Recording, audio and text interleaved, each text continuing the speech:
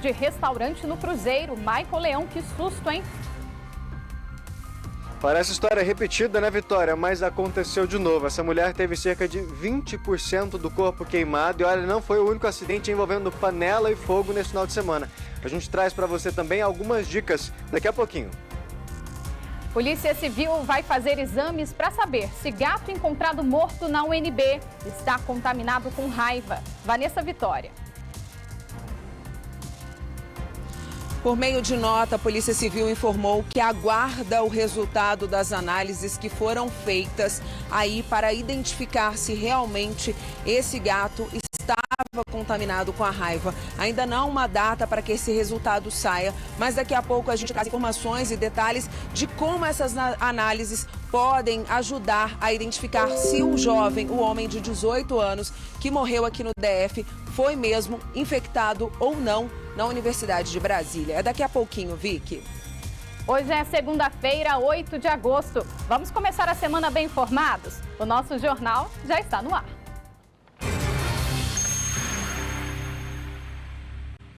Uma mulher de 45 anos precisou ser levada para o hospital depois que uma panela de pressão explodiu dentro de um restaurante lá no Cruzeiro.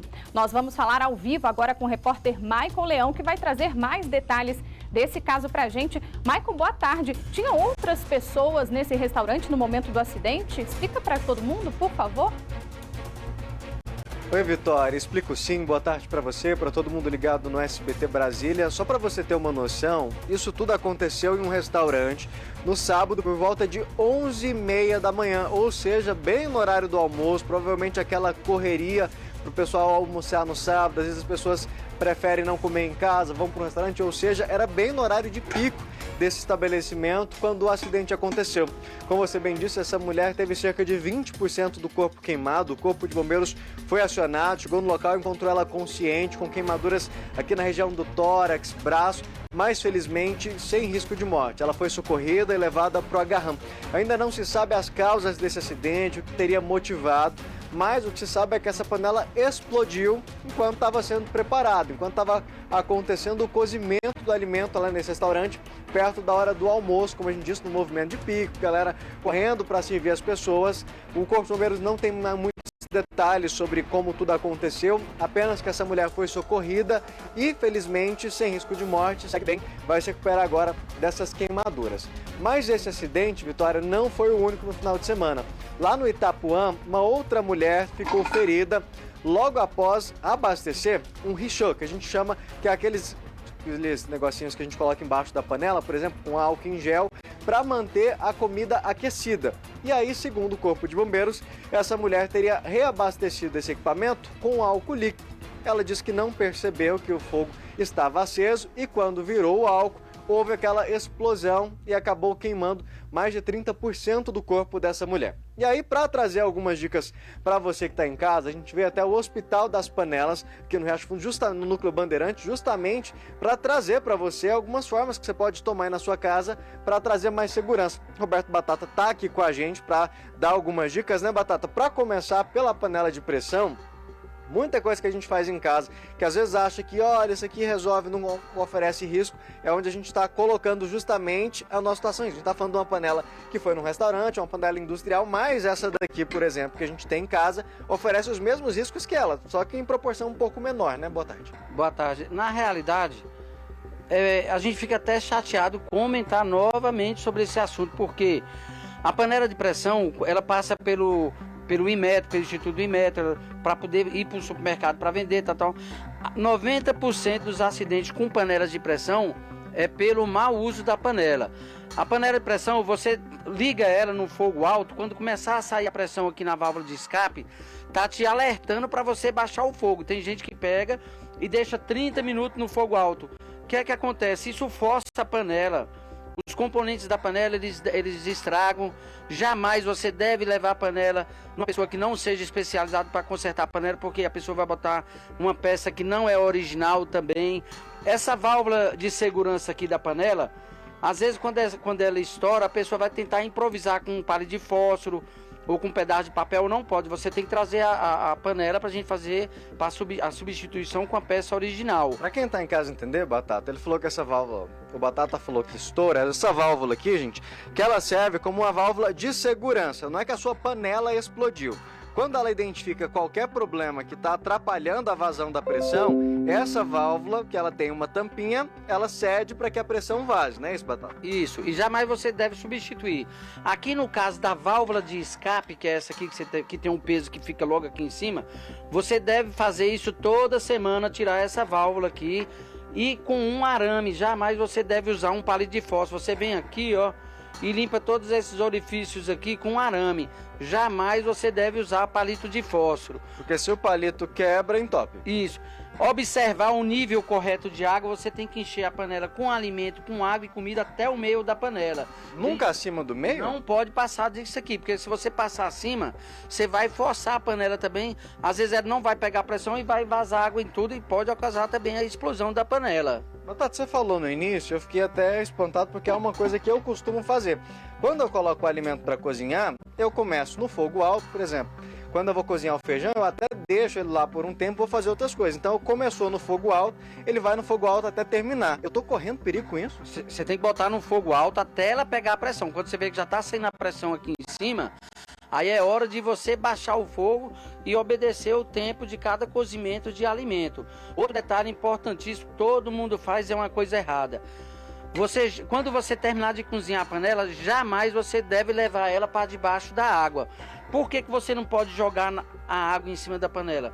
Quando você joga água em cima da panela, você está dando choque térmico nos acessórios e no alumínio. Quando você joga água em cima da panela, você perde 5% do sabor original do alimento. Você pode observar, ó, pegou pressão, terminou o cozimento, você vem com a colher aqui, levanta, deixa sair toda a pressão da panela, você vem e pode abrir. Não há necessidade de você jogar água em cima da panela, você dá um choque térmico no alimento e na panela de pressão também. Às vezes no transporte, quando você sai aqui do fogão para levar lá para a pia, essa panela pode até explodir na sua cara com esse movimento, porque você está movimentando a pressão dentro da panela. É outro risco também. Se for só a questão da perda do sabor do alimento, até que ia molhar, mas a questão é o risco que a pessoa corre desde o manuseio do fogão até a pia. Na hora que você pega aqui, ó, você pega aqui, tem essa trava aqui, ó. Às vezes você não tá vendo, você pega e você soltou essa trava aqui de segurança. Ela pode explodir aqui na cara da pessoa. Todo cuidado, você tem que ter muito cuidado com panela de pressão. A panela ela foi feita para cozinhar e não para explodir. Eu repito mais uma vez, o erro de acidente com panela de pressão é o mau uso. A pessoa não usar peças originais da panela, deu defeito, procura uma loja especializada. Qualquer dúvida que vocês quiserem, ligue no 3552-2817.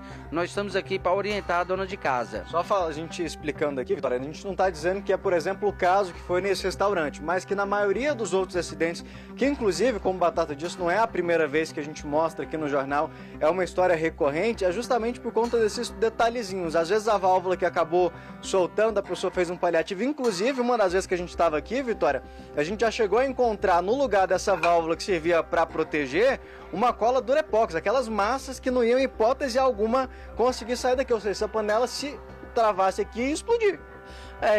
Outra coisa erradíssima que a dona de casa faz, quando a guarnição de borracha da panela, essa aqui, ó, às vezes ela quebra. Parece brincadeira, tem gente que emenda com linha e bota novamente para funcionar, falando assim, não, eu só fiz isso porque eu tinha que terminar de cozinhar o feijão.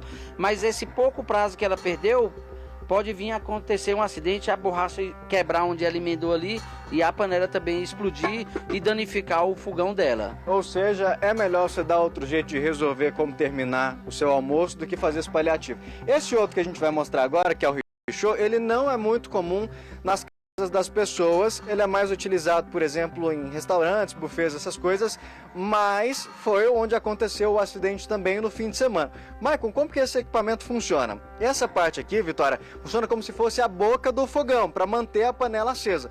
Aqui é colocado normalmente álcool em gel, que é o indicado, e a panela vem logo aqui em cima e com esse fogo mantém o alimento aquecido. No sábado, segundo o Corpo de Bombeiros, a mulher que se feriu teria colocado o álcool líquido, não o álcool em gel, e não percebeu que o fogo estava aceso. Quando foi fazer o reabastecimento, houve a explosão. nunca usar álcool líquido aqui? Não, o álcool gel ele é próprio para isso aqui, ó, para esse tipo de fogareira aqui. E outro detalhe, quando ela acende ele aqui, você não pode também transportar ele não, porque quando você leva, o vento vai trazer o fogo aqui para a cara da pessoa. Tem que ter muito cuidado, todo cuidado é pouco. Você bota o álcool gel, jamais você deve usar o álcool líquido. E tem gente que bota até o de 70, de que é o mais forte ainda, mais perigoso ainda. Tem que ter muito cuidado e procurar uma pessoa que já conheça do produto para poder manusear. Tudo que envolve fogo ou explosivo, alguma coisa, procurar uma pessoa de maior, uma pessoa que tenha conhecimento do produto para evitar esse tipo de acidente. Vitória, tem gente que às vezes está assistindo o jornal e fala, não, mas isso aí é coisa para profissional, só usa em buffet, essas coisas, mas na verdade, em situações em que as pessoas não estão tendo condição de comprar o gás, muitas famílias têm feito alimentos usando, por exemplo, latinha, coloca o álcool, então assim, isso aqui se transformou numa realidade adaptada para muitas pessoas, então essas dicas ajudam essas pessoas, nunca, em hipótese alguma, o álcool líquido, e se, por exemplo, esse fogo está aceso, está vendo que está acabando, espera apagar, dá para reabastecer com álcool líquido, como é que faz, Batata? Não, álcool líquido jamais ela pode usar aqui, sempre tem que ser o álcool gel. Observar tanto na panela de pressão como nesses produtos que vocês compram, o manual de instrução, procurar sempre, conforme eu já falei, pessoa que tenha conhecimento do produto para usar. A panela de pressão, ela não é uma coisa perigosa. Conforme eu já falei também, panela de pressão só explode pelo mau uso da pessoa.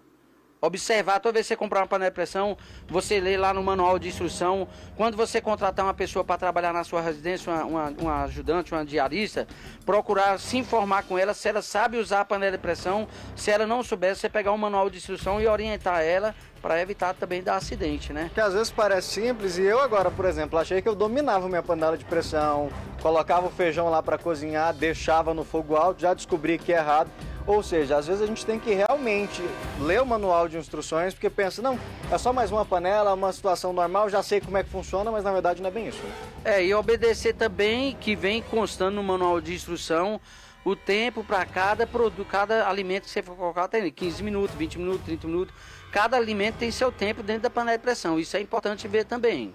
É isso, Vitória. Obrigado, viu, Batata, pelos esclarecimentos, pela ajuda e aquela informação que a gente sempre passa, para a pessoa tomar cuidado, justamente, igual a Batata falou, se atenta nas dicas. Às vezes a gente pensa que sabe o que está fazendo, não sabe. Às vezes a panela está lá perto de terminar o cozimento do feijão, algum outro. Deu um probleminha, interrompe por ali, dá um jeito de levar a panela para consertar em alguém que entende, especializado no serviço. Não tenta resolver por conta própria não, que às vezes é nesse jeitinho brasileiro que vai dar ruim.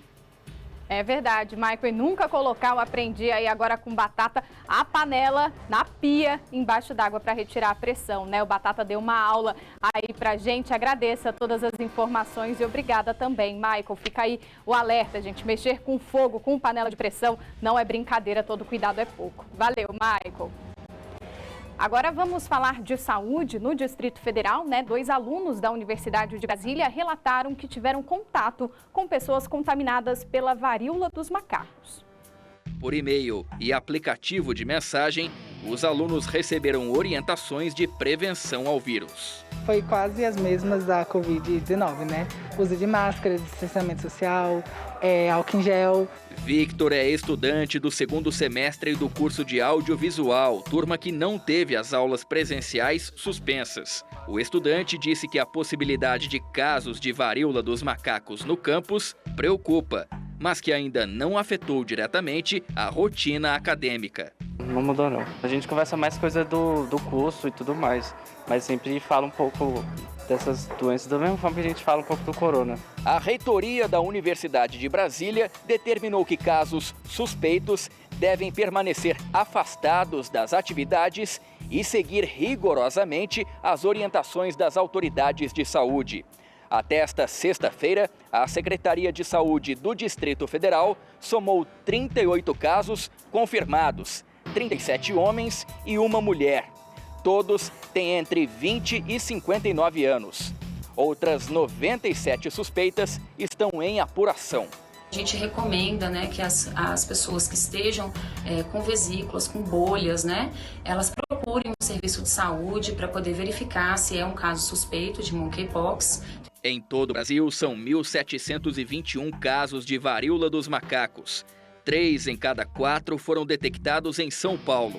O ministro da Saúde, Marcelo Queiroga, destacou a importância do combate à desinformação quanto à doença. Uma nova ameaça, a receita é a mesma. Vigilância e saúde adequada, informação correta à população brasileira. Ainda sobre esse assunto, nós vamos falar ao vivo agora com a repórter Vanessa Vitória.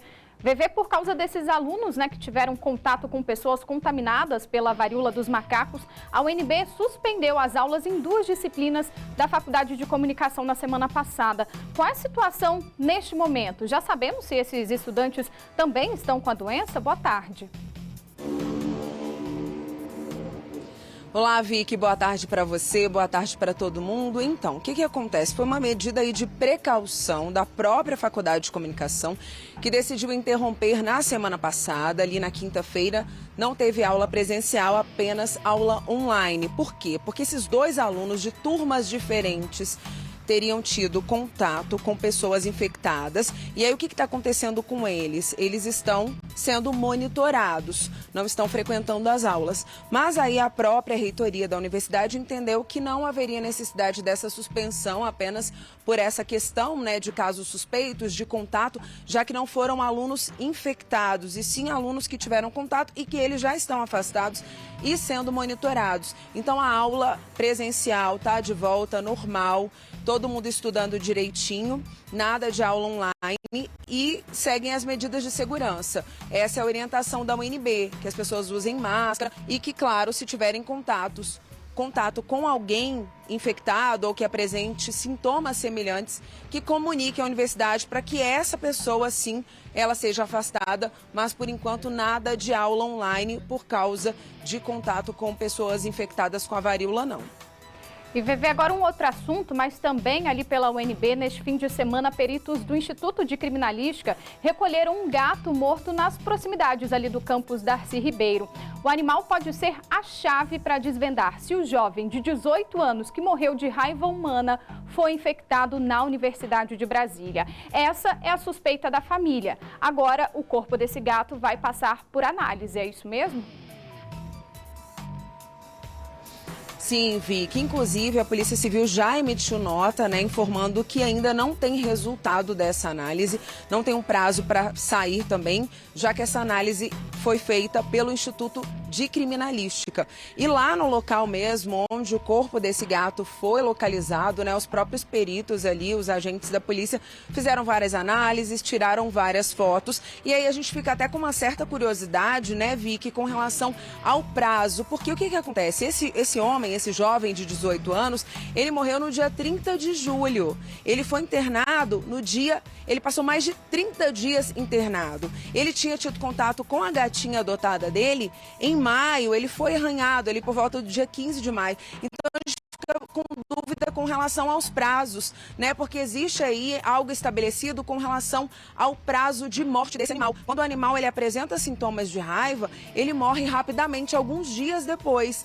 Então a gente fica nessa dúvida, mas a ideia também é que esse gato localizado morto, que ele passe por essa investigação toda para entender essa cadeia, inclusive, Porque se a gente for analisar o prazo de contaminação do animal e morte desse animal, considerando que nós estamos em agosto, já teria um prazo longo aí. Então, é identificar essa cadeia mesmo, porque um animal acaba contaminando o outro e assim vai. Mas o que acontece? A própria família já tinha emitido uma nota dizendo que o Murilo não foi infectado pela gata adotada. Por que a família faz essa afirmação? Justamente por causa desse prazo, desse período.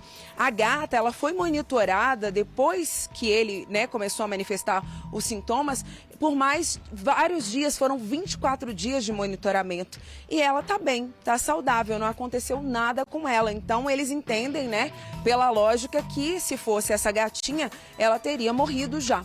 Então, segue aí essa suposição, por enquanto é uma suposição. A própria UNB já informou que todos os gatos que ficam circulando pelo campus são sim vacinados, mesmo sendo gatos criados soltos, que eles fazem um controle. Então, assim, alta parte da população, mais de 80% da população de animais são vacinados lá. Mas não dá para dizer, né, Vic, se 100% dos animais são vacinados, que inclusive todos que são encontrados mortos, eles são levados para passar por uma análise no próprio hospital veterinário, e que essa medida aí está sendo até um pouco diferente, já que a análise está sendo feita pelo Instituto de Criminalística e o corpo desse animal foi levado pela própria Polícia Civil. Então a UNB disse que os animais, em sua maioria, são vacinados sim. Inclusive, repercutiu muito nas redes sociais vários estudantes mostrando situações em que os bichos participam ali ativamente da vida social dos alunos. Tem gatinho tomando água em bebedouro, tem pombo,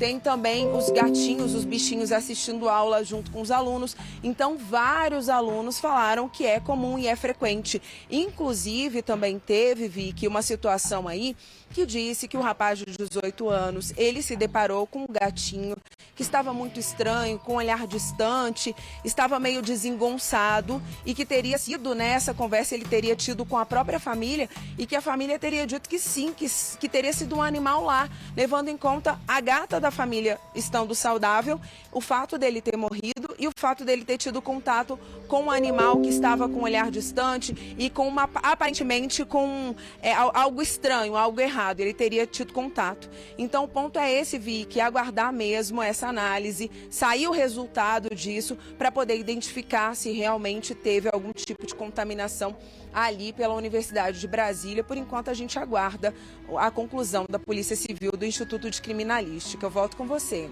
É o primeiro caso de raiva humana depois de mais de 40 anos, então precisa mesmo ser investigado. VV, obrigada, viu, pelas informações. E uma pesquisa do IDEC, Instituto de Defesa do Consumidor, encontrou resíduos de agrotóxicos em produtos ultraprocessados de origem animal. Mortandelas, salsichas, empanados de frango estão entre os alimentos contaminados. Preço, qualidade e saúde. Combinar os três nem sempre é fácil. Eu tento pegar as coisas mais orgânicas possíveis, que está escrito orgânico e tudo mais. O consumidor tem motivos para se preocupar. No ano passado, o IDEC, Instituto de Defesa do Consumidor, pesquisou uma pequena quantidade de produtos ultraprocessados de origem vegetal e encontrou resquícios de agrotóxicos na maioria deles. Desta vez, a pesquisa foi com produtos de origem animal.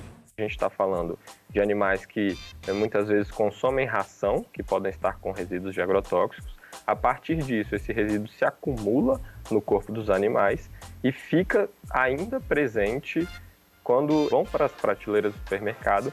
O resultado é considerado preocupante porque a pesquisa nem é ampla. De todos os itens que existem em um supermercado, 24 foram estudados. E desses, 14 apresentaram resquícios de agrotóxicos. Com os requeijões, por exemplo, 3 marcas foram analisadas. E em 2 delas, há pequenas quantidades do glifosato, que nas lavouras funciona como um defensivo contra as pragas. Mas para nós, de acordo com a Organização das Nações Unidas, é cancerígeno. Agrotóxico no requeijão, novidade para mim. E de acordo com a pesquisa, quando se trata de agrotóxico, não existe economia. Em um único produto, que a gente testou, a gente encontrou resíduos de 5 agrotóxicos diferentes. Diversos países fazem testes em produtos de origem animal para avaliar a contaminação por pesticidas, o que, segundo o IDEC, não ocorre no Brasil. A gente nunca vai saber qual que tem e qual não tem. E começou nesta segunda-feira a campanha nacional de vacinação contra a poliomielite, uma doença grave que foi erradicada justamente por causa das vacinas. O problema é que há 6 anos o Brasil não consegue bater a meta do Ministério da Saúde de 95% das crianças vacinadas. A campanha vai até o dia 9 de setembro. As doses estão disponíveis em todas as unidades básicas de saúde aqui do DF. Sobre o assunto, nós vamos conversar agora com a imunologista Ana Amélia Boca. Doutora, obrigada pela participação. Explica pra gente primeiro, quem deve ser imunizado neste momento? Boa tarde. Eu que agradeço o convite, porque esse é um tema realmente muito importante e as crianças até 5 anos devem ser vacinadas para poder evitar a incidência dessa doença. Sim, e por estar erradicada, muita gente não tem o conhecimento, né, da poliomielite, mas é uma doença grave. Quais são os sintomas, né? O que pode causar a poliomielite? A poliomielite tem diferentes sintomas, desde febre, gripe, ela pode ser confundida com um resfriado normal. No entanto, ela tem como sequela alterações musculares e as crianças que são acometidas por essa doença, ela pode apresentar deficiências musculatórias, ela não consegue andar e aí é uma sequela que é para o resto da vida. Sim, e como que funciona esse esquema vacinal? Primeiro são doses injetáveis, depois é aquela gotinha, como que é? São 3 doses injetáveis que fazem parte do calendário nacional de imunização das crianças. E depois são as doses das campanhas que são da forma de gota, que durante a cada 6 meses que o governo faz, o PNI faz essas campanhas vacinais. Agora, quem deve procurar o posto de vacinação? Olha, todo mundo, todos os pais que têm crianças nessa faixa etária precisam procurar o posto de vacinação para manter, para estar com a carteirinha em dia de todas as vacinas e para tomar essa dose de reforço da gotinha. É uma doença grave que o Brasil não tem há muitos anos, como você disse, nenhum caso de contaminação local, mas isso não quer dizer que uma pessoa que venha de fora que traga o vírus, esse vírus não seja capaz de contaminar nossas crianças. Então, é extremamente importante que a faixa de 95% das crianças seja imunizada. E a vacinação é a principal forma de prevenir a doença? É a única forma de prevenção da doença, porque a gente não consegue saber quem são as crianças ou as pessoas que estão infectadas. Inclusive, adultos não infectados também podem transmitir a doença. E a doença ressurgiu em alguns países, né? Doutora, explica pra gente, isso acende um sinal de alerta que pode ser que chegue aqui também? Por isso é tão importante essa imunização? Isso é um sinal de alerta para o mundo todo, porque se esperava que o vírus da poliomielite fosse o segundo vírus a ser erradicado do mundo como um todo. De 2018 para cá, uma série de vírus que estavam controlados, que causavam algumas doenças, eles estão ressurgindo. E em Israel, por exemplo, ressurgiu da poliomielite que já estava erradicado. Então, com a baixa taxa de imunização das crianças nos países, e esse vírus, que é o tipo 1, que está circulando, a gente corre o risco de voltar a ter casos de infecção interna dentro do Brasil. E a senhora sabe dizer há quantos anos o Brasil não registra um caso de poliomielite? Olha, desde 1980 o Brasil não tem mais nenhum caso registrado de infecção. Alguns casos foram reportados, mas de pessoas que foram contaminados fora do Brasil.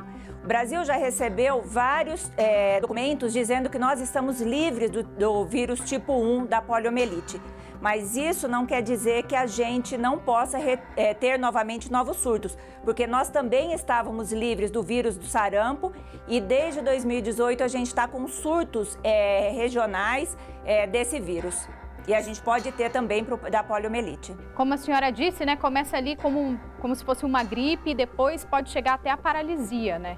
Exatamente. E doutora, hoje também, né, começa a campanha nacional de multivacinação. É uma outra campanha importante, eu não sei se a senhora consegue falar para a gente, explicar a importância também dessa outra campanha. Olha, ter a vacina em dia das crianças, ter o calendário de vacinas acompanhando corretamente é extremamente importante. Então, não só a vacina da poliomielite nos postos estão sendo aplicadas, mas de outras vacinas também. Então, é super importante. Algum pai que deixou de vacinar o filho de alguma vacina está tendo a chance de ser vacinado novamente e colocar essas vacinas em dia. Sim, isso também para adolescentes, né? Tem algumas chamadas para adolescente, como por exemplo a sarampo, catapora. Então tem algumas doenças que não tinham, estavam também com um índice bastante baixo, porque o índice de cobertura era alto e agora a gente está vendo o ressurgimento dessas doenças. Então essa vacinação é fundamental para isso. Então aproveitar esse momento, né, doutora, dar uma olhadinha ali do seu filho, cartão de vacina, aproveitar para colocar tudo em dia, né, porque é essencial, né, doutora?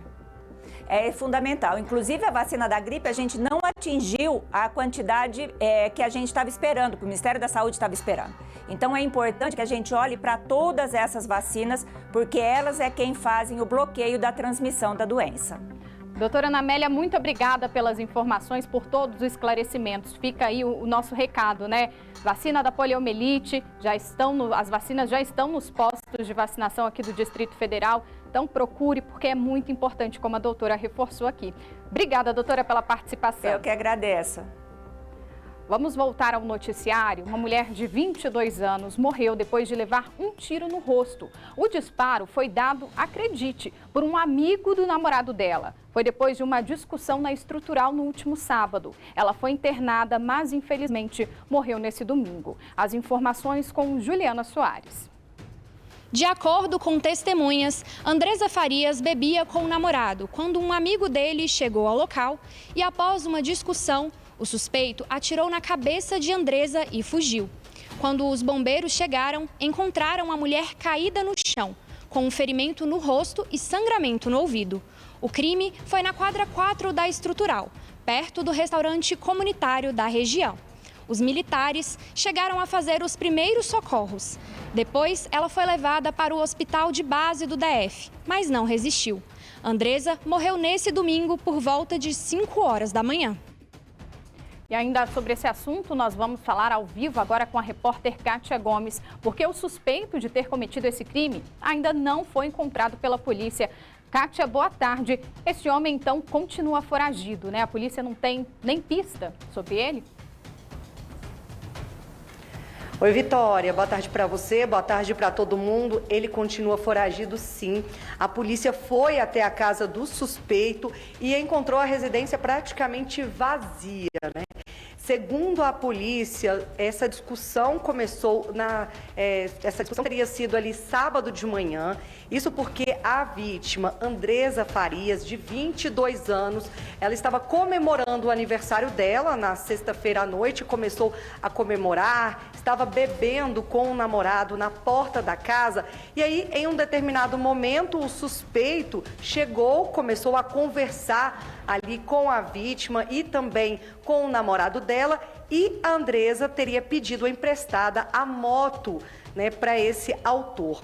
Ela foi buscar cigarro, né? Ela pediu a moto para comprar cigarro e quando voltou, o namorado não gostou e começou ali uma discussão entre o namorado e a vítima. Esse homem, né, que seria o autor do crime, teria se envolvido ali nessa discussão e aí teria entrado em vias de fato, brigado ali, caído na porrada com a Andresa. Depois ele pegou uma arma e teria disparado diversas vezes. Eu vou conversar agora com um delegado que está responsável pelas investigações, o Thiago Peralva, que está aqui ao meu lado. Delegado, esse suspeito do crime, ele é amigo do namorado da vítima, né? E tudo teria acontecido ali durante a comemoração do aniversário da Andresa, de 22 anos. Boa tarde, Kátia. Boa tarde, Vitória. Boa tarde a todos. Exatamente, Kátia. Como você mesmo disse, esse fato aconteceu de sexta para sábado, tá? Era aniversário da Andressa, ela estava comemorando 22 anos e ela estava bebendo juntamente com o seu namorado, o Júlio. E em certo momento o autor chegou ao local, ele morava nas imediações, já conhecia o casal e começou a ingerir bebidas alcoólicas ali junto com o casal. A Andresa pediu a motocicleta emprestada a ele para ir comprar cigarros. Quando ela retornou, foi aí que tudo começou, toda a confusão. No primeiro momento, houve ali uma discussão entre a Andresa e o seu namorado. Ele ficou enciumado com o pedido de empréstimo da motocicleta. O autor se intrometeu nessa discussão e disse que aquilo só estaria acontecendo porque o Júlio seria muito menino, já que ele tinha 18 anos e a Andresa tinha 22 anos. A Andresa não gostou desse comentário, houve ali um início de uma vias de fato entre ela e o autor, há relatos inclusive que eles rolaram no chão e o autor saiu dali dizendo que nunca mais queria ver o casal. Entretanto, instantes após, ele retornou ao local, armado com uma arma de fogo, efetuou diversos disparos de arma de fogo, que atingiu inclusive gravemente a Andresa. Ela foi socorrida, foi hospitalizada, ficou hospitalizada por cerca de 24 horas, mas infelizmente ela veio a óbito ontem por volta de 5 horas da manhã. Delegado, como eu comentei, a polícia chegou a procurar, né, o suspeito ali, o autor, na casa dele. Como é que vocês encontraram a residência? Sim, eu determinei a incursão na residência dele. já que estávamos diante de um estado flagrancial claro, em razão de nós termos chegado à autoria do crime. A residência dele foi encontrada tendo sinais de abandono, ela estava aberta, inclusive. No interior da residência nós localizamos várias coisas, como documentos pessoais do autor e de sua esposa, localizamos munições de arma de fogo, entretanto não localizamos a arma utilizada no crime. Eu não tenho informações até o momento se esse autor possuía autorização para portar essa arma ou não, mas essas munições foram apreendidas e agora nós estamos à procura desse autor para conseguir realizar sua captura, conseguir inclusive fazer a sua oitiva. Não temos dúvidas no tocante à autoria do homicídio, mas queremos entender por quais motivos esse autor veio a efetuar esses disparos e a tirar a vida da Andresa, uma jovem de 22 anos, que inclusive estava indefesa no momento do crime. Delegado, esse crime foi tipificado como homicídio.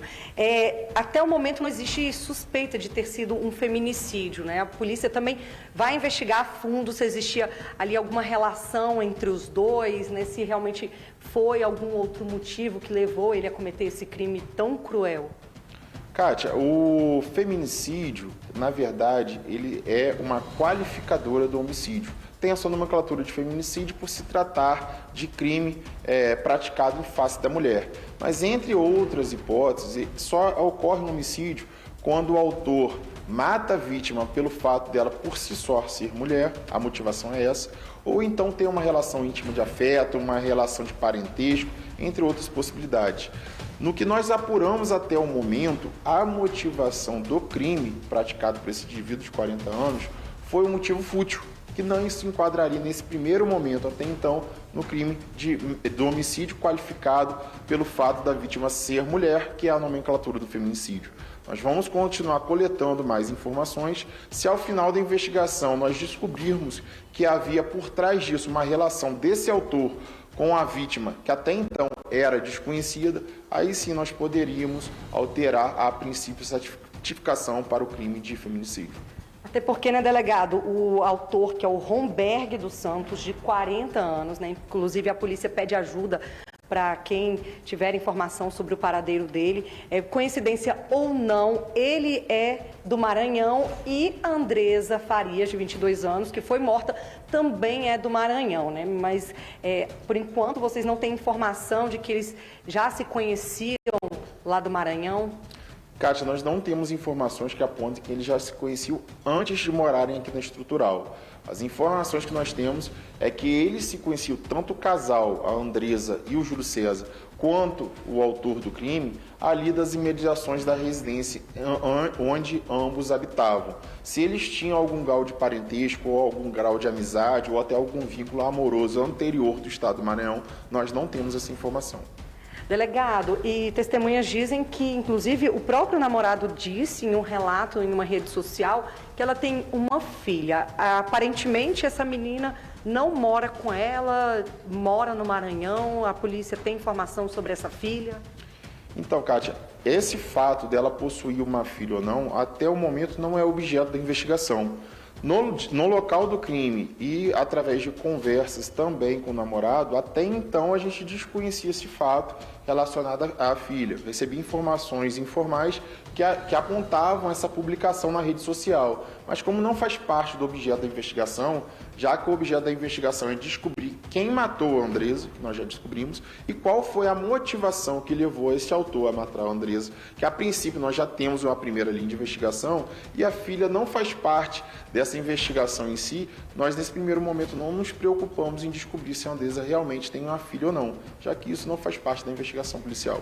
Delegado, a Andresa estava lá comemorando o aniversário dela, né? A comemoração teria começado ali, segundo testemunhas, por volta de 8 horas da noite e o fato foi por volta de 5h30, 6 horas da manhã. Nesse post que o namorado fez, ele disse que a bebida alcoólica destruiu a vida dela. Eles estavam fazendo ali ingestão de bebida alcoólica, provavelmente essa discussão acabou se agravando ali por conta do uso de bebida alcoólica? Exatamente, Kátia. Nós temos essas informações já sedimentadas no inquérito policial, que eles estavam fazendo uso de bebida alcoólica. Acreditamos que sim, o uso da bebida alcoólica foi ali uma mola propulsora para que isso tudo acontecesse. Talvez, se todos os envolvidos não estivessem ingerindo bebida alcoólica, isso tudo não teria ocorrido. Sabemos que quando o indivíduo está sob o efeito de álcool, ele tem uma reação muitas das vezes inesperada. Mas vamos continuar apurando tudo, inclusive para saber o estado desse autor quando ele praticou esse fato, para saber se isso interfere ou não no resultado provocado por ele. E o Romberg, de 40 anos, ele era casado, tinha filho e todo mundo desapareceu depois do crime. Exatamente. Os levantamentos que nós fizemos é que ele era casado, morava com a sua esposa, possuía filhos, mas todo mundo desapareceu da residência dele. Inclusive essa moto que foi envolvida nessa situação também desapareceu. Nós continuamos procurando, queremos saber inclusive dele o que levou a ele a fazer isso. Estamos aqui à disposição na 8ª DP para qualquer informação que possa ajudar a localizar o mesmo. Tá certo, então, delegado, muito obrigado pelas informações. E uma última informação, segundo o delegado, a vítima não possuía passagens pela polícia. Eu volto com você, Vitória. Obrigada, Kátia, pelas informações. E a gente reforça aqui, né, o pedido do delegado.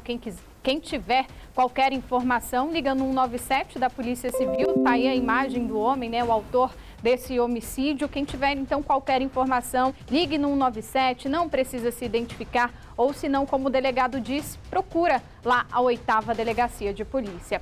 Obrigada, Kátia, pelas informações. Gente, que tempo seco, hein? Tá sentindo por aí? E não é à toa, não. Esse fim de semana registrou a menor umidade relativa do ar em Brasília, 13%, o que significa estado de alerta. Já são mais de 3 meses sem chuva. Mas, mesmo assim, o brasiliense não deixou de curtir o parque da cidade, cada um do seu modo. Olha só. Quase 1h da tarde e o termômetro já marcava 34 graus. O sol não impediu o passeio e nem a prática de esportes no parque da cidade. O calor segue intenso no Distrito Federal. São 90 dias sem chuva. Quem aproveitou o final de semana para fazer alguma atividade no parque sentiu. A umidade muito baixa, né? E problemas respiratórios vêm, né? Muito seco, a garrafinha de água aqui sempre acompanhando, sem dúvida.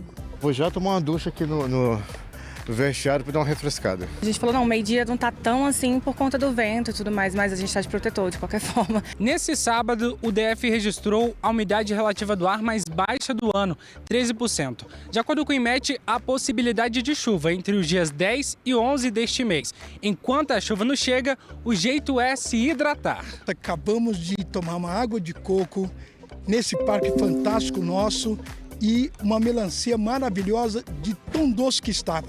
Tomando aquela bela cerveja geladinha junto com a rapaziada. É o que há. Melhor do que isso não tem. Vamos, vem comigo. E para aliviar essa seca, quem é que tomou uma cervejinha nesse fim de semana, hein? Tem coisa melhor para refrescar?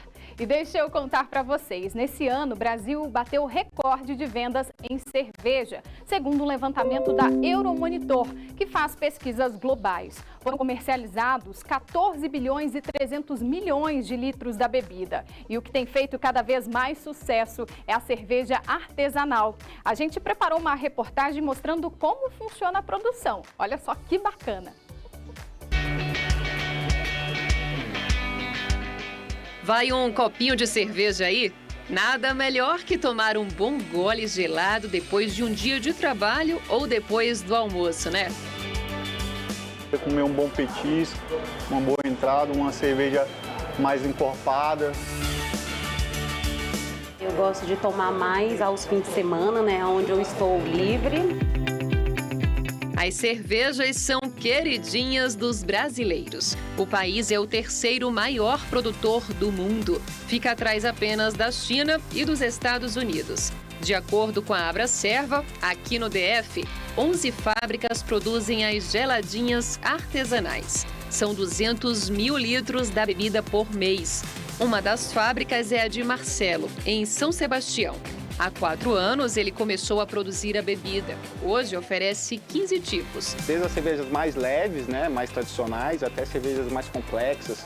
Então, a gente sempre fica na expectativa, né, se a pessoa vai gostar ou não da reação. Então, isso é muito legal, né, ver a pessoa experimentando uma coisa diferente, se dando a oportunidade né, de provar uma cerveja, seja com fruta, seja uma cerveja mais amarga ou uma cerveja escura com notas de café. Entre os estilos, temos esta cerveja aqui, a Saison Cagaita. Ela foi a primeira artesanal no DF a receber uma medalha de bronze no concurso brasileiro de cervejas de Blumenau. É uma cerveja que naturalmente ela já tem uma picância, um condimento fruto da fermentação dela.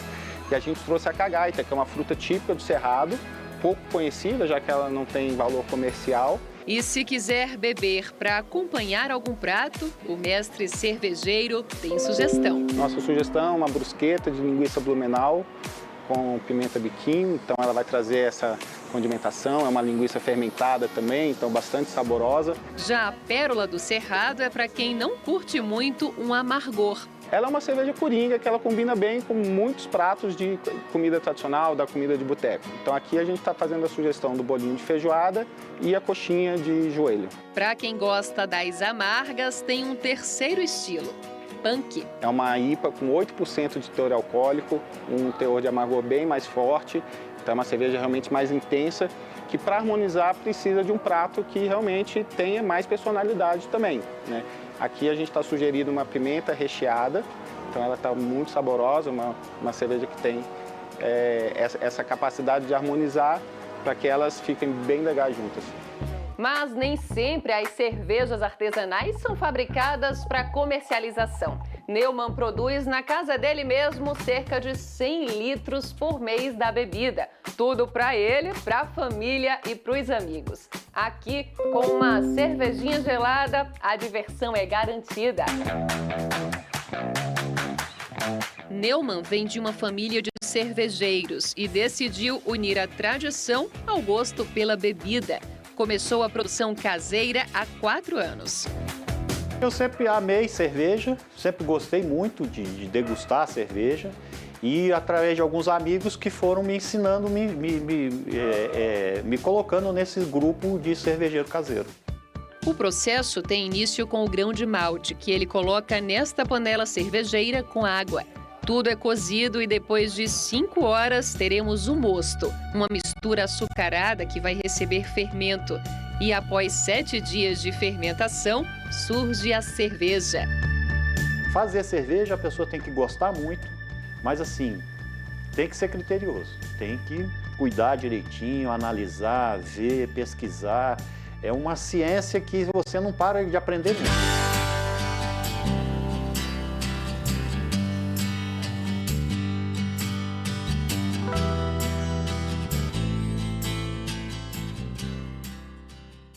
Bom demais, né? Vamos falar agora de economia. A inadimplência está crescendo no DF. Quase metade da população encontra muita dificuldade para pagar as dívidas. E a previsão de especialistas é de que o número de endividados pode aumentar, porque os preços de produtos e serviços básicos continuam em alta.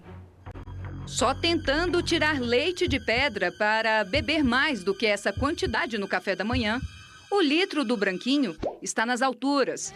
Em alguns supermercados, é encontrado a R$ 6,99. Não muito diferente das frutas. Luzia mora sozinha e, segundo ela, não ter com quem dividir pesa no bolso. A gente sempre dá um jeitinho, né?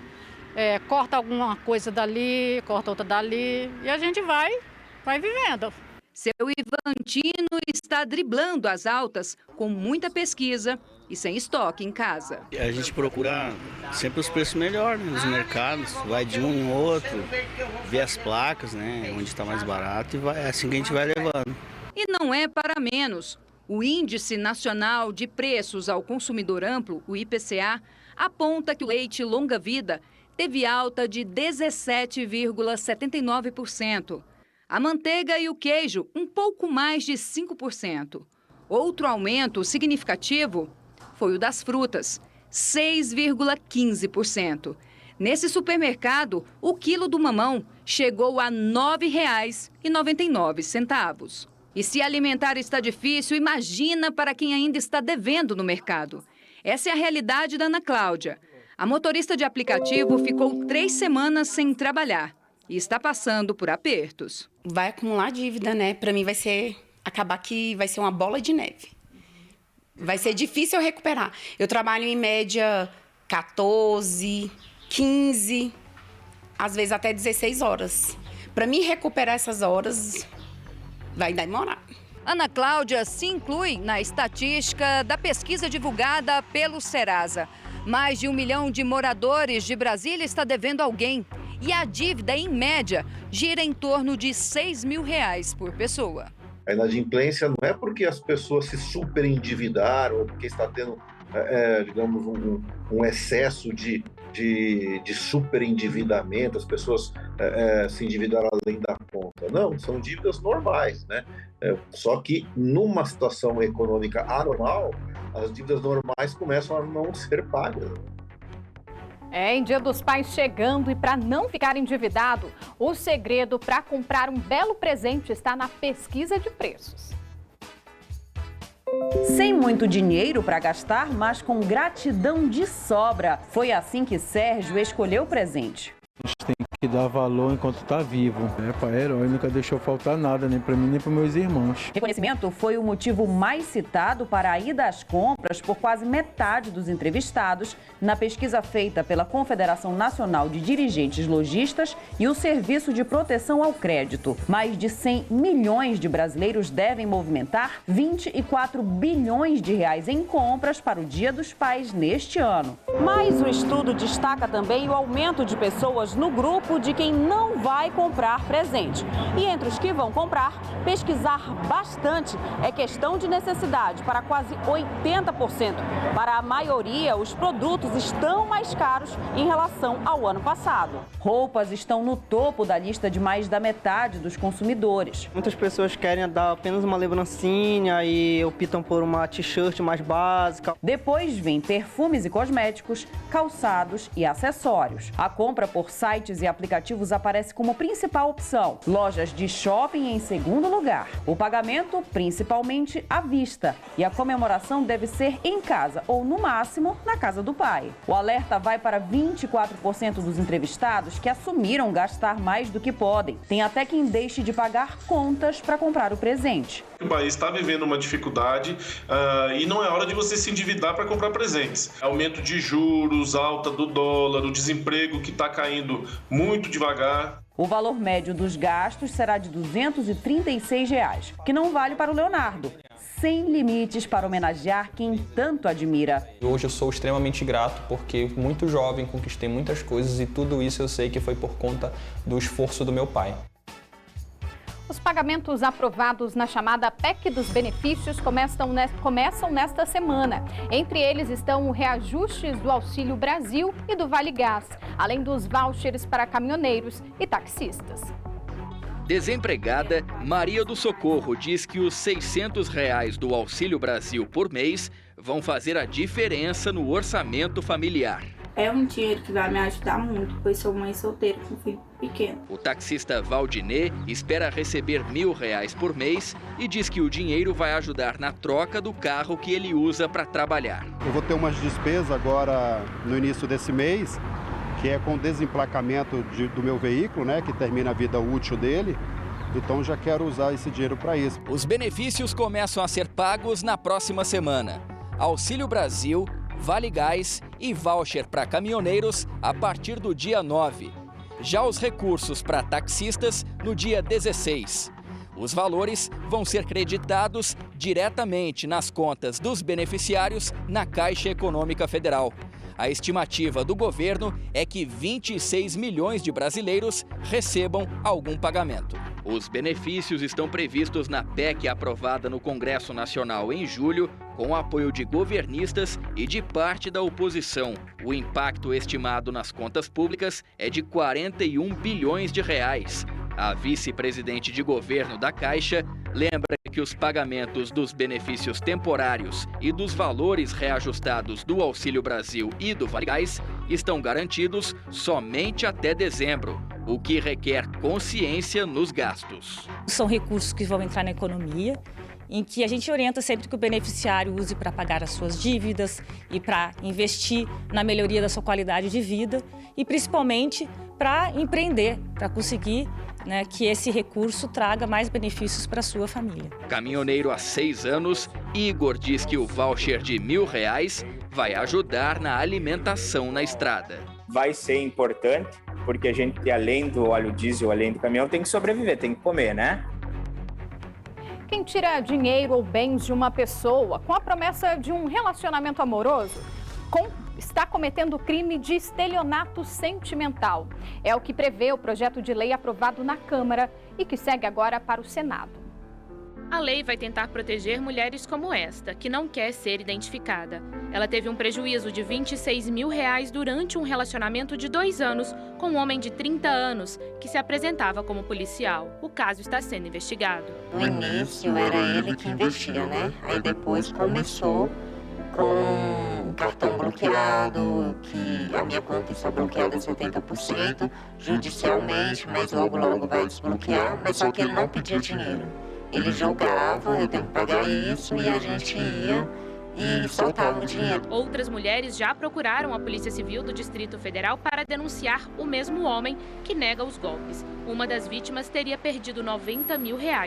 Em casos como este, o acusado poderá ser condenado de 2 a 6 anos de prisão, além de multa. A pena poderá ser triplicada se a vítima for idosa ou vulnerável. Apesar do constrangimento causado por esse tipo de crime, a polícia orienta que é importante fazer o registro na delegacia. Se possível, a vítima deve levar comprovantes bancários que mostram as transferências ou registros das conversas com o suspeito para auxiliar na apuração do caso. Quando começarem a conversar com alguém pela internet, se não conhecer pessoalmente e essa pessoa começar a pedir ajuda financeira, pedir para a vítima fazer depósitos. Depois que acontece, realmente é muito difícil a gente conseguir recuperar o dinheiro da vítima. Vem cá, você é casado? Sabia que os brasileiros estão se casando cada vez mais tarde? A média de idade de quem sobe ao altar agora é de 35 anos para os homens e 33 para as mulheres. Vamos começar pelo final feliz. Faz poucos meses que Roberta, cantora, e Júnior, produtor musical, disseram sim. Ela aos 36, ele aos 31 anos. Vocês acham que demoraram? Eu acho que a gente deve casar quando realmente encontra aquele amor verdadeiro que você não tem dúvida. Você fala, cara, eu amo muito ela, então eu faço o que for preciso, eu caso, o que precisar fazer, eu vou fazer porque eu amo. A maturidade te dá mais certeza daquilo que você quer para sua vida. Chato era ter que aguentar as cobranças dos amigos, dos pais. Aqueles comentários, né, do pai e da mãe, do tipo, vocês não vão sair nunca, é isso. Eu vou ter que sempre criar vocês aqui. Ou então, nossa, Roberta, realmente deve ser muito difícil, hein? Não achou ninguém, caramba. Qual que é o seu problema, né? E ainda tem aquele vai ficar pra titia, hein? Tão ouvido pelas mulheres, como se casar fosse uma obrigação e como se houvesse idade certa para isso. Mas é fato, tem aumentado a idade com que mulheres e homens têm subido ao altar ou então procurado o cartório. Compare as mudanças no intervalo de uma década. A média entre as mulheres, que era de 29 anos, passou para 33. Entre os homens, passou de 32 para 35. Agora vamos separar os números em alguns estados. No Tocantins, eles se casam mais tarde, aos 37 anos, 3 a mais do que em 2012. Entre as mulheres, as gaúchas e as piauienses são as que mais esperam para dar esse passo. Respectivamente, 4 e 3 anos além do que há uma década. As cariocas e as paulistas vêm logo depois. Pelas histórias, as pessoas preferem se organizar financeiramente, alcançar objetivos profissionais, para então concluir essa etapa da vida pessoal também do casamento. Um casamento civil custa em torno de R$400 e o processo atualmente é bem mais rápido. Após a entrega dos documentos e a assinatura das testemunhas, em 5 dias os noivos já podem trocar alianças. O que tem acontecido bastante, ainda mais depois dos tempos mais difíceis da pandemia. A gente tem uma demanda reprimida, muitas pessoas procurando, então agora para concluir esse sonho, né? Nós realizamos 100 casamentos por mês no cartório, mais ou menos. No final do mês, será a vez da Ariana e do William. Pensava em casar com uns 25, 26 anos. Mas as coisas foram acontecendo. E, enfim, hoje eu vou casar com 32 e logo em seguida completo 33. Os últimos 2 anos serviram para organizar a festa, sem pressa. Ele tem uma mordomia assim na casa dos pais, os pais facilitam bastante as coisas para ele, né? Lógico que na minha casa também eu tenho isso. Acabou a moleza, mas além das tarefas, vão poder dividir as dores e as alegrias. Inspirem-se na Roberta e no Júnior. Tanta sintonia prova que vale a pena. Te amo do fundo do meu coração, eu juro. Agora, voltando ao noticiário policial, uma mulher foi assassinada durante o fim de semana lá no Recanto das Emas. Nós vamos falar ao vivo agora com o repórter Maicon Leão, que vai trazer mais detalhes desse crime pra gente. Maicon, boa tarde mais uma vez. A gente já sabe o que teria motivado esse homicídio? Oi, Vitória. Boa tarde novamente para você, para todo mundo ligado no SBT Brasília. Praticamente o de sempre nesses crimes. Ciúme, desconfiança de uma suposta traição. Tudo aconteceu ontem por volta de umas 6 da tarde. Esse autor chegou em casa meio alterado e começou uma confusão, um bate-boca, justamente por uma desconfiança de uma traição. E no meio dessa confusão, ele acabou atirando contra a então companheira, tinha 29 anos. Ela chegou a ser socorrida pelo Corpo de Bombeiros, mas não resistiu aos ferimentos e morreu. Quem vai trazer os detalhes pra gente é o delegado Diogo Carneiro, que tem todos os detalhes desse caso. E, delegado, infelizmente, apesar de ser um caso novo, é sempre a mesma história. Ciúme, confusão por conta de desconfianças nesse quesito, né? Boa tarde. Isso mesmo, né? Na data de ontem, por volta de 6 horas, policiais da 27ª receberam a notícia que uma vítima de arma de fogo se encontrava na UPA do Recanto das Emas. Prontamente, os policiais foram até a UPA. Chegando à UPA, já tiveram a notícia que a vítima veio a falecer. Ela não resistiu aos ferimentos, tá? Em diligências ali na casa onde teria acontecido o crime, ouvimos algumas testemunhas e conseguimos chegar ao autor, tá? O autor desse bárbaro crime era o companheiro da vítima, tá? Eles já estavam juntos mais ou menos por volta de 2 anos, tá?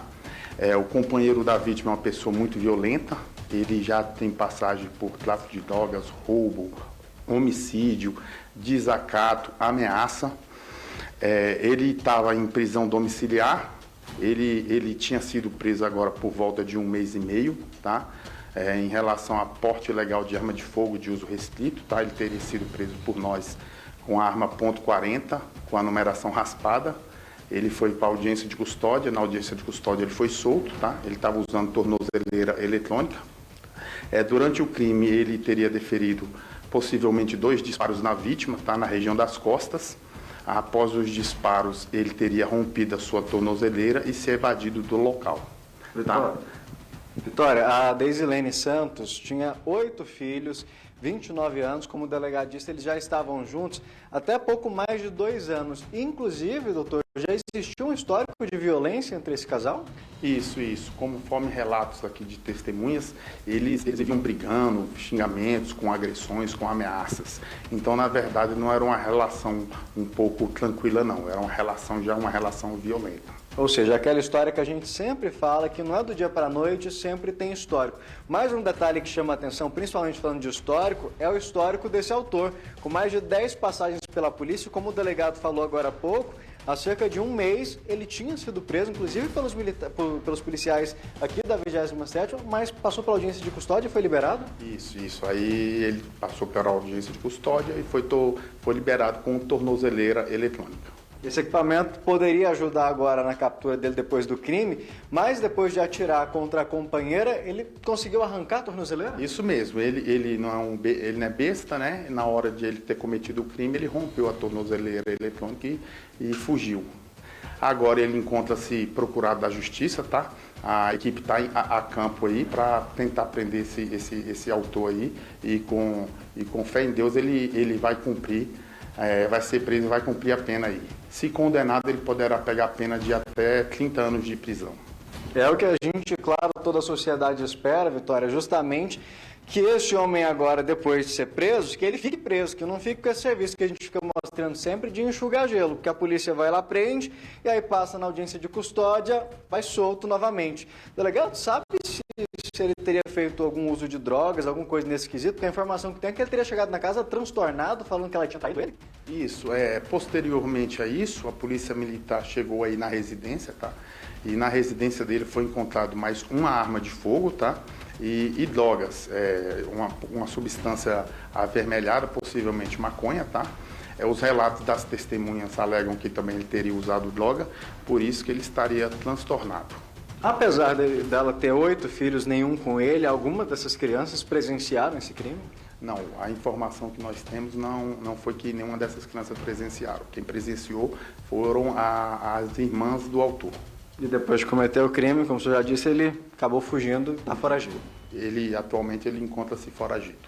Então, quem está vendo o Jornal aí, tiver qualquer informação sobre esse suspeito, o telefone é 197, a gente sempre fala aqui, você não precisa se identificar, é só ligar para a polícia, estou desconfiando, não tem nem certeza que é ele, eu estou desconfiando. Você passa a informação que a polícia vai lá, checa direitinho, porque o objetivo é justamente prender para que dessa vez ele fique preso, né, delegado? Isso, a pessoa que passar qualquer tipo de informação, ela é mantida no anonimato, tá? Jamais ela será exposta, a polícia apenas quer prender esse autor aí, que cometeu esse bárbaro crime aí contra essa vítima, uma mãe de 29 anos, né, que tinha 8 filhos para criar, e agora esses filhos encontram-se sem mãe.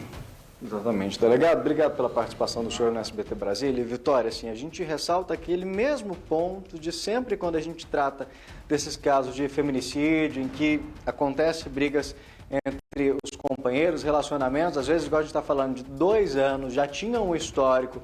O Malta sempre fala aqui, seu companheiro não vai decidir te matar do dia para a noite. Sempre tem os sinais. Primeiro vai gritar, um empurrão, uma briga. E aí não dá para esperar chegar numa situação como essa, em que ela morre com um tiro no peito. Então, primeiro sinal, já registra um boletim de ocorrência, se afasta, cai fora, porque infelizmente, o fim dessa história, todo mundo já sabe como é. A vítima tem que pedir ajuda, as pessoas precisam ajudar, meter sim a colher, não tem essa de briga de marido e mulher, ninguém mete a colher, mete sim, tem que se envolver, tem que denunciar, porque imagina só um homem como esse, com mais de 10 passagens pela polícia, agora está foragido pelo feminicídio da companheira. E detalhe que o delegado disse aí, né, cometeu esse crime na frente das irmãs dele, então é mesmo um criminoso muito perigoso, cruel, e a polícia está atrás dele agora. Inclusive que ele já usava a tornozeleira eletrônica e depois desse crime ele retirou a tornozeleira para conseguir fugir. Obrigada, Michael, pelas informações. Agradeço ao delegado também pela participação. Obrigada. E a Polícia Civil apreendeu uma grande quantidade de cigarros eletrônicos. A venda desses produtos, conhecidos como vape, é proibida no Brasil justamente por fazer mal à saúde. Quem vai trazer mais detalhes dessa operação pra gente é a repórter Vanessa Vitória. VV, boa tarde mais uma vez. Conta pra gente onde esses cigarros foram apreendidos. Olá, Vicky, boa tarde de novo para você e para todo mundo que nos acompanha. Então, essa apreensão aconteceu em uma tabacaria que fica aqui em Santa Maria, é bem pertinho, no início da cidade, logo na entrada da cidade, uma área central de Santa Maria. E foi uma operação conjunta, viu, Vicky, que envolveu não só a 33ª Delegacia de Polícia aqui da cidade de Santa Maria, mas também outros órgãos de segurança pública, além da própria vigilância sanitária, porque aí sim esse tipo de trabalho pode acontecer. Mas quem vai dar detalhes desse caso, dessa operação, é o doutor Alexander, que está aqui ao meu lado. Doutor, boa tarde para você. Foram denúncias? Como é que vocês chegaram a esse estabelecimento? Foi uma denúncia anônima. E com base nessa denúncia foi feito o levantamento e aproveitamos a operação conjunta, que já estava programada, desencadeamos a operação, onde foram apreendidos cerca de 1.000 unidades entre vaporizadores e essências. Doutor, e essa operação só pode acontecer realmente com a presença da vigilância sanitária, uma vez que o produto é proibido pela Anvisa. A própria Polícia Civil não pode chegar a fazer a apreensão, é isso? Não, você tem que ter o órgão de fiscalização, ele que vai atestar que esse produto é impróprio para o consumo ou nocivo à saúde. É feita a apreensão pela vigilância sanitária e é lavrado um auto de infração, que vai embasar a parte criminal que é feita aqui na delegacia. O que o dono dessa tabacaria falou? Ele sabia? Ele falou que não sabia? Ele falou para os policiais que acreditava que não era proibida a venda do produto. Por esse motivo, ele foi autuado na modalidade culposa do crime. E aí ele foi liberado, pagou algum tipo de fiança? Qual a pena ele pode responder? A pena de 6 meses a 2 anos, se comprometeu a comparecer ao juizado criminal aqui da cidade e foi liberado. E a gente vê muitas pessoas na rua usando esse tipo de cigarro eletrônico, né, doutor? Muitos ou fazem vista grossa ou realmente não têm informação sobre os riscos. E a apreensão é justamente por isso. Além de ser proibido, é proibido porque faz mal, é perigoso. É perigoso. Não tem um estudo técnico ainda para liberar esse produto. Por isso é proibida a importação, armazenamento e venda do produto. E agora, as investigações seguem? Ele tinha algum tipo de nota fiscal? Ele falou que comprou de quem? Como é que chegaram todo esse material, 1.000 unidades? Ele não informou para a polícia de quem ele adquiriu esses produtos. As investigações vão continuar para descobrir quem é o fornecedor desses produtos. Provavelmente produtos que vieram de fora do Brasil, uma vez que não é autorizado. Isso, produtos importados.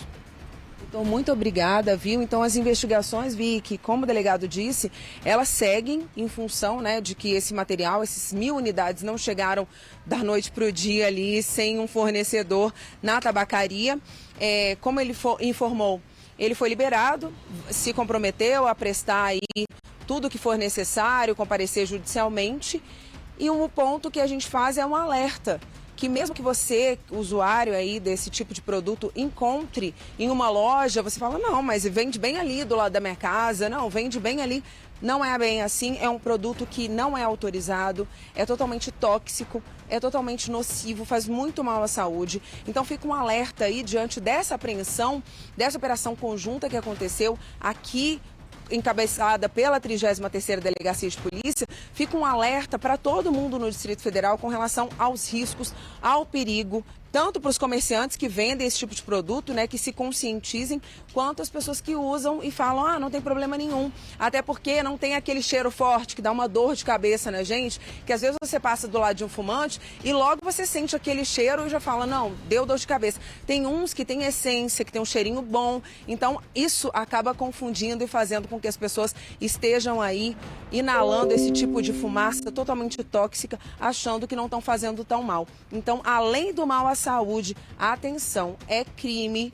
Esse dono da tabacaria veio parar aqui na 33ª Delegacia de Polícia aqui em Santa Maria, foi aí liberado porque se comprometeu a comparecer em juízo, mas fica um alerta para os comerciantes, para quem vende isso aqui no Distrito Federal e também para você que usa. É perigoso e além de nocivo, é crime sim. Eu volto com você, Vicky. É perigoso e só vende porque tem gente que usa, né, VV? Então, reforço aí, né, o que você disse, porque faz muito mal à saúde. A gente mostrou já várias reportagens, pessoas que foram internadas, né, pelo uso desse equipamento. Então, fica o alerta, né, gente? Faz muito mal, você está colocando a sua saúde em risco. Obrigada, VV. A gente vai mostrar agora o local onde viviam 46 cachorros em Planaltina. Péssimas condições de higiene, animais doentes, magros, passando fome. E aí que a gente vê a importância das denúncias. Graças a isso, a Polícia Civil chegou até o local, prendeu 2 homens que eram os responsáveis pelos animais e resgatou os bichinhos. Agora eles vão ser bem cuidados por uma ONG e depois adotados por quem tenha condições de verdade de cuidar. Veja agora a reportagem que a nossa equipe preparou. Animais presos em gaiolas pequenas, nitidamente apertadas demais. As tigelas vazias, nada de água ou ração. Os cães que estavam fora da gaiola são magrinhos. Foram encontrados em meio a fezes e urina. Um local quente, sem refrigeração, em Planaltina. Foram constatadas diversas doenças, desde problemas de patela, problemas nas patas em razão do longo tempo de aprisionamento nas gaiolas, problemas periodontais graves, dentre outros. Ao todo, 46 cães foram encontrados no canil clandestino. Alguns animais silvestres, como papagaios, também foram apreendidos. A polícia chegou ao local depois de uma denúncia anônima e prendeu em flagrante os 2 homens donos dos bichos. O crime de maus tratos a animais não permite fiança. Os animais agora estão sob cuidados. O comportamento do animal já mudou, muito mais, parece que o animal percebe que ele está num ambiente melhor, feliz. Segundo os suspeitos, os cães não eram vendidos e nem usados para reprodução ou venda de filhotes. Para esse crime de maus tratos, a pena é de 2 a 5 anos de reclusão, além do pagamento de multa e a perda da guarda do animal. O homem que morreu após ser atropelado pelo empresário paquistanês em Ceilândia foi enterrado neste fim de semana. Giovanni Casimiro deixou 7 filhos, entre eles uma menina de 8 anos. Giovanni foi sepultado na tarde desse sábado no cemitério Campo da Esperança, na Asa Sul. No velório, dava para perceber que ele era uma pessoa querida e cheia de amigos. Segundo familiares, muito responsável e trabalhador. Eu só vou sempre lembrar dos momentos bons, dos conselhos, das conversas, de tudo de bom que aconteceu entre a gente. Ele se foi de uma forma brutal, entendeu? Que nem o ser humano merece a forma que ele foi. Assim como muitas famílias já perderam o seu ente querido dessa forma e a justiça não faz nada. Eu agradeço a ele por tudo. Agradeço primeiramente a Deus e por ele ter me deixado 4 joias, que são meus filhos. O empresário paquistanês de 46 anos atropelou 2 homens no cruzamento da Fundação Bradesco entre a Avenida Hélio Prates e a QNN 27, na Ceilândia. Giovanni não resistiu aos ferimentos e morreu no local. Já o outro foi encaminhado para o hospital de base e segue internado. A polícia constatou embriaguez e também encontrou bebida alcoólica dentro do carro. Eu espero assim, que a justiça se conscientize que isso não é um acidente. Não só com ele, como todos que já foram. Se a pessoa chega a matar, não é um acidente, é um assassinato. E a justiça mandou soltar o empresário paquistanês. O homem que estava bêbado teve que pagar fiança de R$70 mil e está solto. E vai ficar assim pelo menos até o final do julgamento. Desculpa, até o julgamento, que ainda não tem data marcada. Vamos ver. O empresário paquistanês Wassim Aftab Malik, de 46 anos, vai responder por homicídio culposo, quando a autoridade entende que não há a intenção e nem o risco de matar. O Ministério Público defendeu que o homem continuasse preso e que assumiu esse risco. Mas, na decisão, o juiz Walter André de Lima Bueno Araújo lembrou que o Superior Tribunal de Justiça entende que a embriaguez, por si só, não é suficiente para se assumir a possibilidade de tirar a vida de alguém. O empresário ganhou a liberdade provisória. O juiz também destacou que a prisão de Wassim não é necessária diante das provas apresentadas e que a prisão deve ser uma exceção. A decisão foi tomada durante a audiência de custódia nesse fim de semana. O juiz determinou que o empresário pague fiança de R$70 mil, está proibido de mudar de endereço sem comunicar à justiça, não pode dirigir e precisa entregar o passaporte à justiça em até 5 dias. Caso o paquistanês descumpra uma dessas medidas, ele pode ter a prisão preventiva decretada. Estas imagens mostram o momento em que o empresário, com sinais de embriaguez, saiu do carro. Ele fez o teste do bafômetro, que apontou que ele ingeriu bebida alcoólica em excesso. A polícia informou que ele sequer conseguia se lembrar do próprio nome e nem do telefone de familiares. Que absurdo, né? A Polícia Civil prendeu uma dupla que torturou um homem durante um assalto lá no Cruzeiro. Os autores teriam queimado o corpo da vítima. Quem vai trazer mais detalhes desse caso pra gente, esse caso revoltante, é a repórter Kátia Gomes. Kátia, boa tarde. Parece que esses homens foram extremamente violentos, né? Queimaram o corpo da vítima. Explica pra gente. Exatamente, Vitória. Eles foram extremamente violentos. Eles abordaram a vítima e com uma barra de ferro quente, eles acabaram queimando este homem, né? Foram 2 autores que foram presos logo após o crime. Segundo as investigações, essa vítima é morador de rua, né? Ele está em situação de rua. Ele mora ali atrás de um supermercado no Sudoeste. Ele teria conseguido um emprego e ele estava com R$150 R$50. Com esse dinheiro, ele iria comprar um celular porque ele precisava para trabalhar, né? Ele estava caminhando em direção à Feira dos Importados e ali próximo à passarela da Épia, ele foi abordado por esses dois homens que foram extremamente violentos. Eu vou conversar agora com o delegado Douglas Fernandes, aqui da 3ª DP, no Cruzeiro, para falar mais desse caso. Delegado, uma boa tarde. Este homem, né, a vítima, estava indo comprar um aparelho celular. Ele tinha apenas R$150 quando ele foi abordado, né? Como que foi essa abordagem? Boa tarde, Cátia. Boa tarde a todos. Ele estava indo em direção à Feira dos Importados, como você relatou. Percebeu que entre as duas pistas aqui da Via Épia havia uma lona e dois indivíduos estavam vindo, atravessando a pista em sua direção. Quando ele iniciou a travessia pela passarela, ele percebeu esses indivíduos se aproximando dele e falou, cumprimentando, e aí, beleza, alguma coisa nesse sentido. E já imediatamente um dos indivíduos pegou essa barra de ferro, que ele, segundo o relato da vítima, ele estava incandescente e passou a agredi-lo. Então ele sofreu uma queimadura na região do abdômen, outra na região do antebraço e outra na mão, em razão da defesa. Segundo ele relatou, ele passou a ter uma luta corporal com um desses autores, esse que estava com essa barra de ferro, chegando inclusive a lesionar o outro, que estava lhe dando suporte. Nesse momento, esse segundo indivíduo pegou uma faca, um punhal que estava na cintura e desferiu uma facada no abdômen. Após esse fato, ele soltou o dinheiro, a carteira também tinha caído no chão com seus documentos. Os dois indivíduos recolheram esses objetos e empreenderam fuga no sentido do CIA. Depois que ele foi esfaqueado, alguém pediu ajuda? Ele foi socorrido?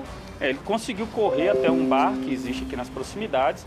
Encontrou uma conhecida aqui da região, pediu ajuda. Uma equipe do Corpo de Bombeiros compareceu à região. O encaminhou ao hospital de base, local onde ele foi atendido. Verificou-se que foi necessária a realização de sutura, né, desse ferimento com 4 pontos. Ele ficou internado ali por volta de 3 horas até umas 6.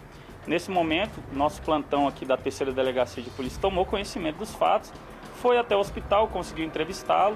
Ele conseguiu falar muito bem as características físicas desses autores, as roupas que eles vestiam. E, após ter alta do hospital, juntamente com a equipe aqui da delegacia, foram fazer rondas e conseguiram encontrar esses dois indivíduos já com outras roupas, juntamente com outros moradores de rua, ali na região do CIA, próximo ao supermercado, o antigo supermercado Extra. Delegado, o senhor tinha me falado que esses dois autores, eles não são moradores de rua, mas às vezes eles dormem na rua, né? Como é que é a situação de cada um deles? Bom, os dois indivíduos têm 35 anos, diversas passagens pela polícia, tanto por crimes contra o patrimônio, como roubo, furto. Um deles, inclusive, tem uma tentativa de homicídio, além de violência doméstica contra companheiros. Eles, ao serem interrogados, na data de ontem, disseram que não eram moradores de ruas, declinaram o endereço. Um disse que morava no Valparaíso, o outro residia na casa dos pais em Ceilândia, mas que na data de ontem estavam dormindo na rua porque um deles disse que iria trabalhar na Ceasa, hoje pela manhã, por volta de 3 horas da manhã, e o outro disse que trabalhava como flanelinha. E para começar a trabalhar cedo na segunda, estava dormindo aqui na região. Só que a gente acredita que eles efetivamente dormem mais na rua do que nas suas residências, pois eles estavam com malas e quando os policiais foram até o local, conseguiram encontrar as roupas que a vítima havia descrito que eles usavam no momento do crime. Além dessa barra de ferro que estava em uma fogueira no local, então estava incandescente também essa barra, e a faca, que no primeiro momento não tinha sido encontrada, após novas diligências pela equipe policial, foi possível encontrar a faca, que também foi reconhecida pela vítima. Tá certo, então, delegado. Muito obrigado pelas suas informações. E, Vitória, depois desse crime brutal, a vítima disse que pretende ir embora de Brasília. Eu volto com você. A gente imagina o trauma, né, Kátia? Porque esses criminosos não queriam só roubar, né, levar os R$150, não, com uma barra de ferro, com fogo ali, queimaram essa vítima, torturaram esse homem. Então, é óbvio, né, que ele está muito traumatizado, deve estar aí passando uma situação bem complicada no hospital. Mas a gente torce pela recuperação dele, né? Obrigada, Kátia, pelas informações. Eu vou precisar fazer um rápido intervalo, não sai daí que o nosso jornal volta já. Os candidatos ao governo do Distrito Federal fizeram o primeiro debate na TV Bandeirantes. Os pré-candidatos tiveram 2 horas para responder perguntas e defender suas propostas. O debate foi organizado e transmitido pelo Grupo Bandeirantes. Logo no início, apontaram como podem resolver problemas relacionados à saúde e educação pública. No bloco seguinte, responderam questionamentos da imprensa. Faltando 8 semanas para o primeiro turno das eleições, este foi o primeiro debate realizado com pré-candidatos ao governo do Distrito Federal. 7 dos 11 nomes confirmados na disputa compareceram ao evento.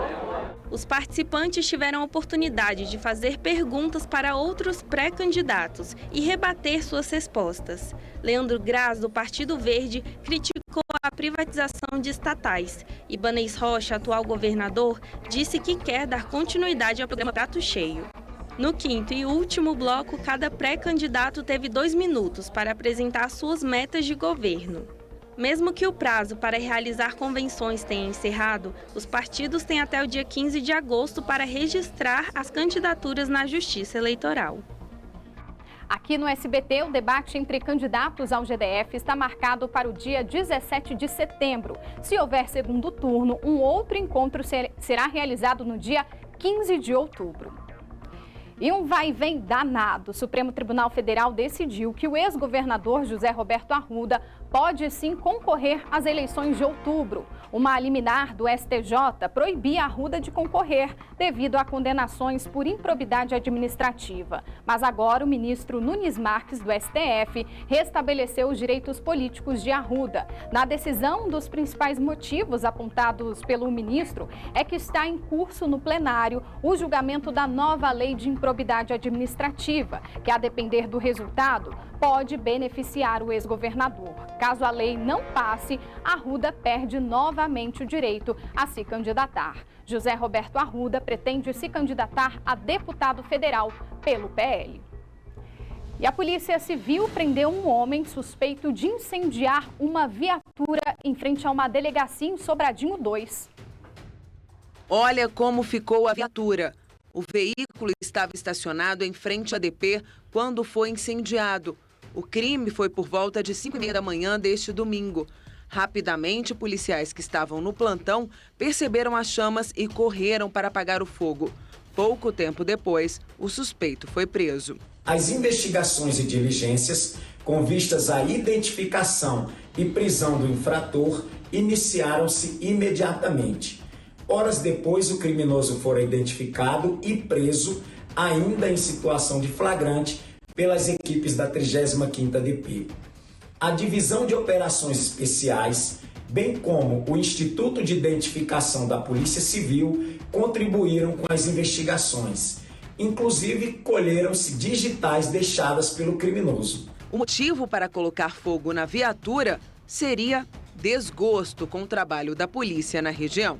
Compareceu à 35ª Delegacia de Polícia um infrator conhecido, visivelmente drogado e com fala desconexa, manifestando insatisfação com a atuação policial em Sobradinho 2.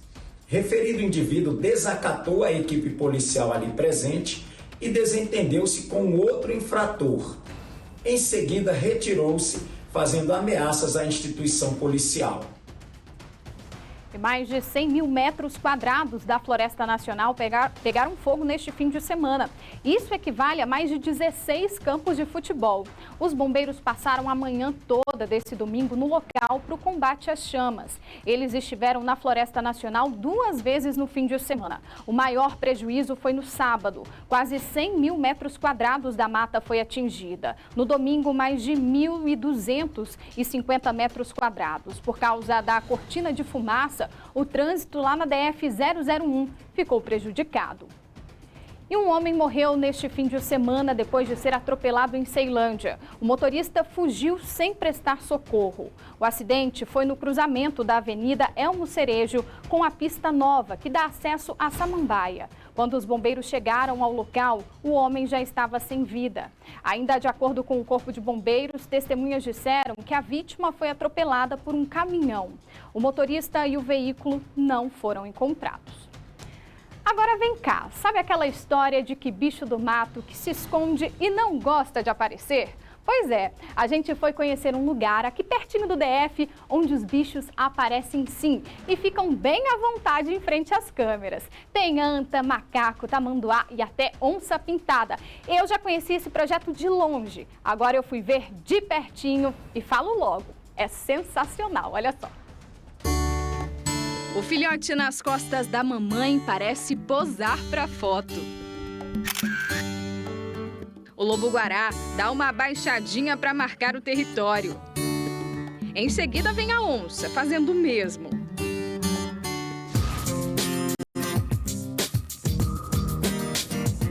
Para saber os detalhes desses flagrantes, a gente foi até o município de Padre Bernardo, Goiás. Em uma propriedade rural a cerca de 100 quilômetros de Brasília. São 1.600 hectares, 80% de toda a área são de mata nativa, um cerrado intocável.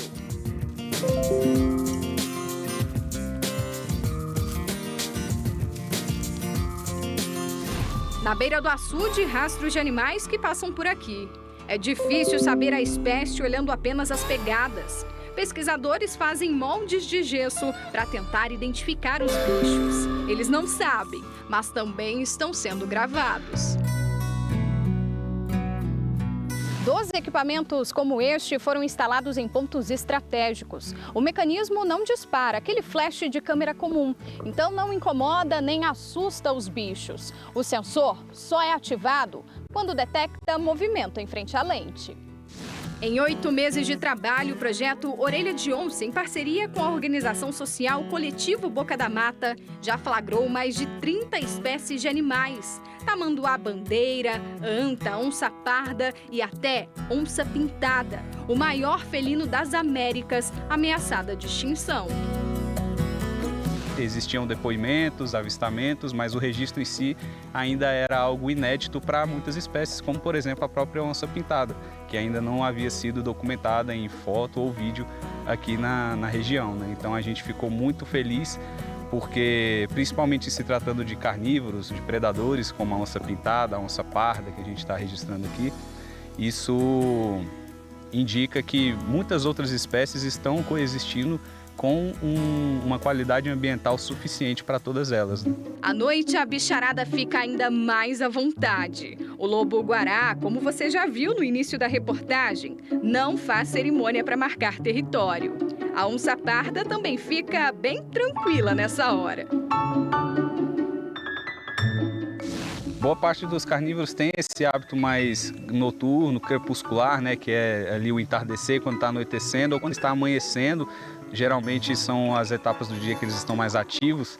Então, geralmente são os horários que a gente consegue mais registros até inusitados nas câmeras. É o registro do lobo-guará demarcando o território, defecando no local. E depois a onça parda vindo e ela faz o chamado scrapping, né? Que é quando ela também urina ou defeca no local e arrasta as patas, justamente para demarcar por cima e falar, ei, esse território aqui tem dono também, né?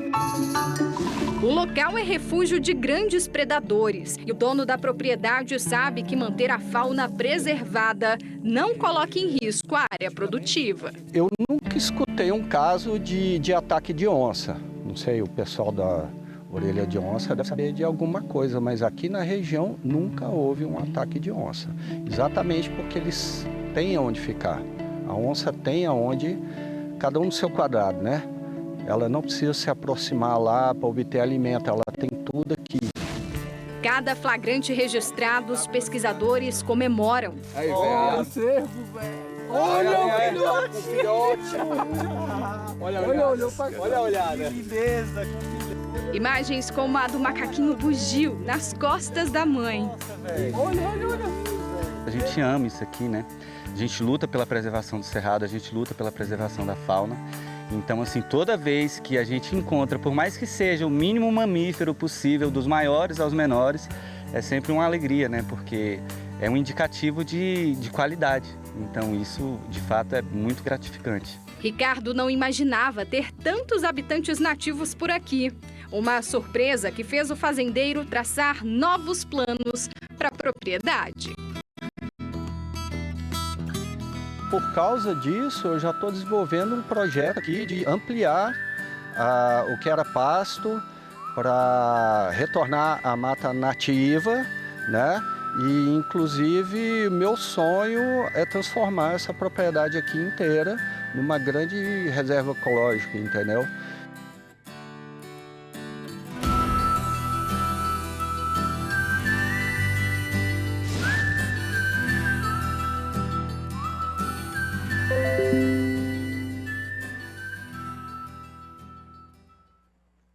Sensacional ver como o nosso cerrado é rico, né, gente?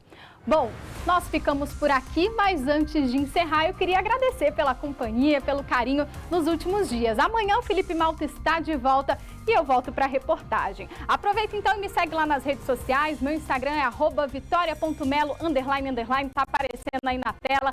Conta lá o que você achou desses dias, né, desse período que ficamos juntos. Nosso papo continua por lá então, combinado?